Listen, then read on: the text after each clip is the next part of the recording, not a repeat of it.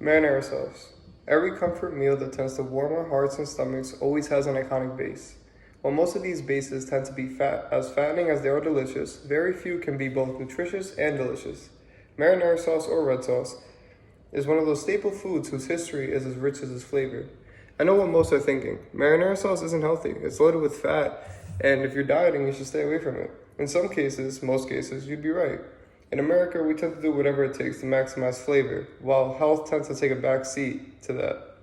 However, if you just take marinara sauce at its core ingredients and keep it to its traditional key elements, it can be delightful and nutritious, something everyone can enjoy. Marinara sauce is believed to have been originated somewhere in the southern part of Italy in the 16th century.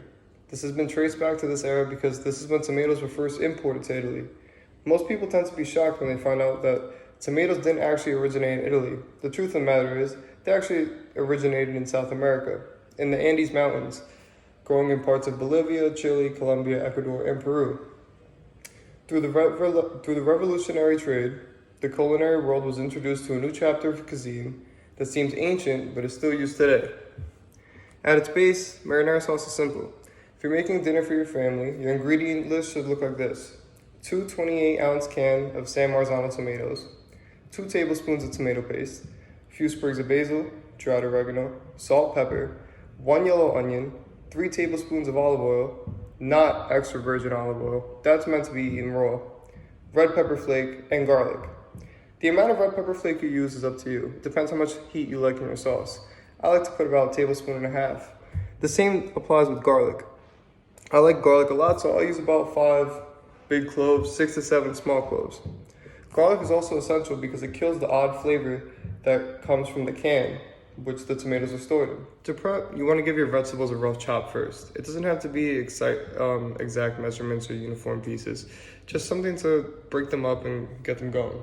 Then you want to take either a big pot or a Dutch oven, put it on medium to medium-low heat, and just let the pot heat up as it goes.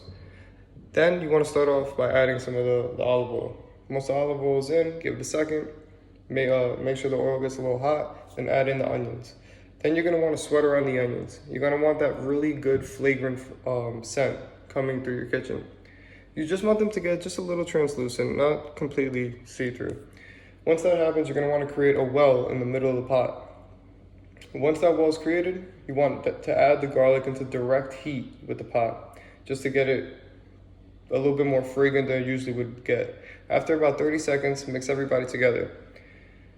Once you mix everyone together, give it about 2 or 3 more minutes.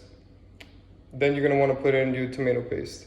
Once the tomato paste is in, again, put the tomato paste straight to direct heat by creating a well in the middle. Add everyone, make sure it gets incorporated. After about a few minutes, add your seasonings. Make sure to add the salt, pepper, then go in with the oregano and the red pepper flake. It makes that much of a difference. Once everything's starting to get mixed around and it's starting to become even more fragrant with the intense flavor of the tomato paste, you're going to want to come in with the 28-ounce San Marzano tomatoes. Once the tomatoes are in, make sure you mix everything at the bottom of the pot. Get it to come to the top to avoid any burning from happening. At the same time, you're going to also want to take your grandma spoon and crush it against the side of the pot. Crush the tomatoes against the side of the pot. This really depends on how you like your sauce, the consistency of it, if you like it thick, if you like it watery.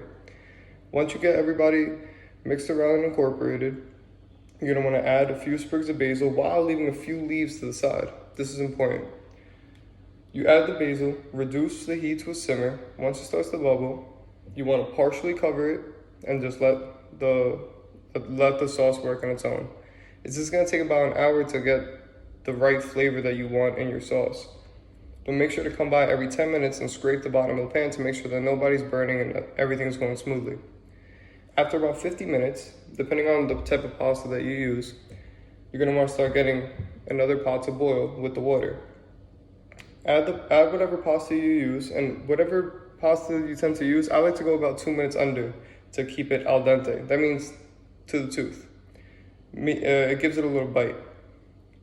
After that happens, you're going to want to take a strainer, put it in your sink, dump all of the pasta and the pasta water into a strainer, and then put the pasta back into the pot that it was boiling in. Then you're going to want to take a ladle of your sauce, Kill the heat. Add the ladle of sauce into the pasta. Get some nice color into the pot. Grab your plate.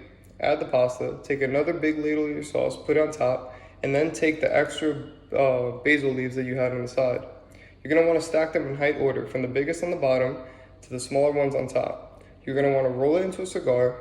Grab your knife and your cutting board, and just slice it lengthwise. This will create little ribbons just to garnish on top, and it'll make your pasta look elegant and beautiful. If you follow all these steps correctly, you're gonna get not only a delicious but nutritious meal that has tons of vitamin K, vitamin C, potassium, good carbs depending on the pasta that you use, a great oils that comes from the basil, good fats that come from the olive oil, and a bunch of vitamin C that comes from the tomatoes. Not to mention, this also fights inflammation and lowers your risk of cancer based off the ingredients that are in there, like the onions and the garlic. This is a foolproof plan that anyone could do, and it's always good to put your own little variation on it and make a sauce that you can enjoy with your friends and family and your loved ones forever. Enjoy.